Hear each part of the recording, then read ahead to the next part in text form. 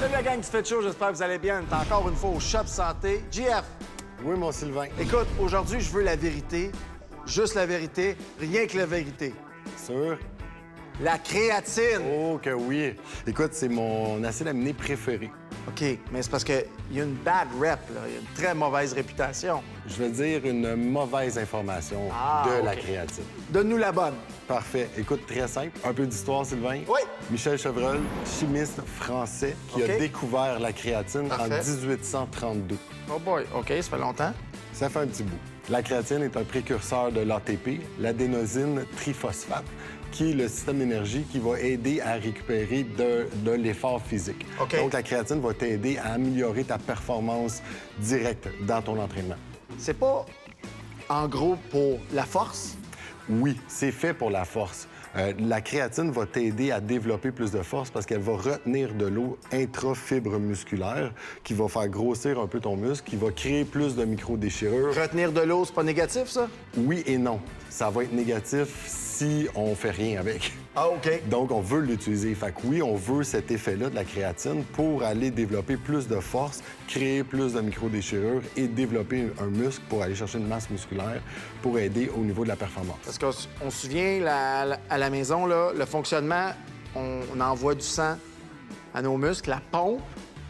Avec la créatine, On augmente la circulation, puis on améliore... Congestion, là, C'est dans ça. le muscle. Exactement. Micro-déchirure, c'est ça, là, le lendemain, on est raqué, là, micro-déchirure, puis là, le muscle se refait plus gros quelques jours après. Fait que c'est le processus qu'il faut toujours créer. Oui, c'est ça qu'on va aller chercher, puis ça va aider dans la performance directe, soit dans le sport qu'on va exercer ou dans l'entraînement.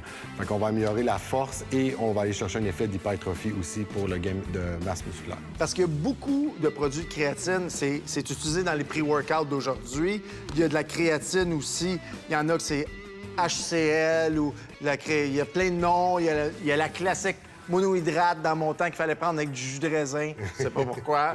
Donc, En fait, laquelle? Très simple. Il y a même des formes de capsules maintenant au niveau de la OK. créatine, parce que des fois, ça a un goût un peu de craie, fait que c'est un peu difficile. Ouais. Fait que ça peut se prendre en capsule aussi.